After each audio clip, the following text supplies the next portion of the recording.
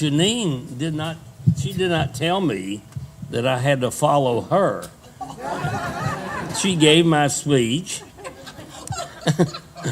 She's enthralled the audience. I mean, I feel like at best maybe I can be a footnote to her evening here, but you guys are just marvelous. I mean, I haven't heard a crowd with this kind of enthusiasm in a long, long time, and I congratulate you on what you're doing, and especially on your slogan, which is we only live in the present, for God's sakes.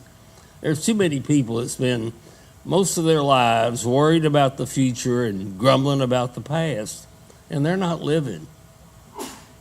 You only live in the present, and you have to behave like every day is your first and your last. And that's the key to a vibrant, happy life, I think. But on the issue of climate, let me just say this. I was the first person in the federal government with an energy responsibility. Lyndon Johnson named me to that August position in December of 1967, 50 years ago. You know what our energy policy was? To pray for mild weather. Unfortunately, I don't know that it's a hell of a lot better now, with all due respect to everybody involved. And the Lord, she doesn't always listen to us either. So we got our work cut out. But, you know, there's an expression that says that if you have a job to do, you go to a busy person. So I found a busy person, and I'm going to give her another job to do because, and I hope I can just be blunt with you folks here, Mother Nature doesn't hear what you're saying. Mother Nature absorbs all the greenhouse gases that we emitted on our way to get here tonight and on our way home. And we have a life that inherently is spewing a lot of greenhouse gases. And if you compare it to the federal debt, the stuff that we put up there, we can't pay it off. The carbon, the methane, all it stays there for a long, long, long time. So it's a debt we can't pay off, and our deficit each year is how much greenhouse gases we emit. So we're adding to it every year. So when you say the urgency of now, you better damn well mean it, or you and I are going to fall out. Because you can't understand the way y'all do and not recognize that, with all due respect, it's not good enough to go to Paris and pledge we're going to be clean in 2040 and come back home and do nothing that Mother Nature notices. The speeches are a prelude to action, and we're not taking the kind of action. And I admire this group. I mean, you're the good guys, and unfortunately, I ought to be speaking to the people that are not here, and not to the ones that are here. But we need your leadership in another dimension.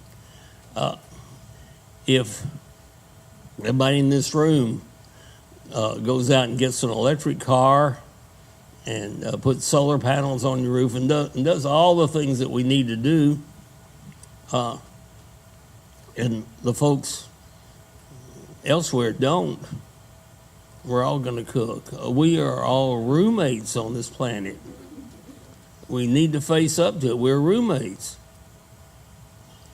And so and I understand it's not popular nowadays to talk like this, but if there's any reason for government, this issue is the reason. I mean, the only reason we have a government is to do the things that we need to get done collectively that we can't do ourselves. We need the government to have an Army and Navy to protect us, to build interstate highways. But this climate issue, if everybody doesn't come clean, we're all going to cook together. So it's just wonderful, the leadership y'all are showing.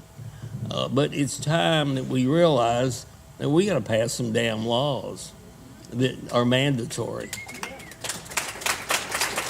I mean, I have been an advocate and helped promote electric cars for the last 30 years.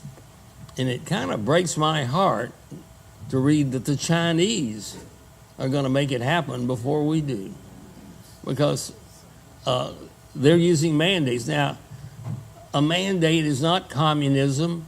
It's not socialism. We pass laws all the time mandating things. I mean, you got a seatbelt in your car because we passed a mandate to require it. When the DDT was killing the birds, we didn't put, with all due respect to one of the awardees tonight, we didn't put a tax on DDT. We outlawed the damn stuff. Now, it's about time that we start recognizing that greenhouse gases are poison that need to be outlawed. Not overnight. Give people, time. And the good news is the technology to make it happen is now available.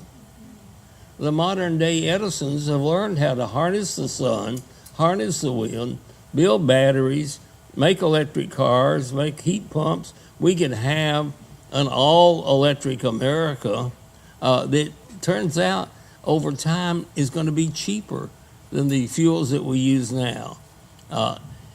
After Edison invented the light bulb, it took over a decade to somebody to think of using it in the house. Everybody just thought of it as street lights.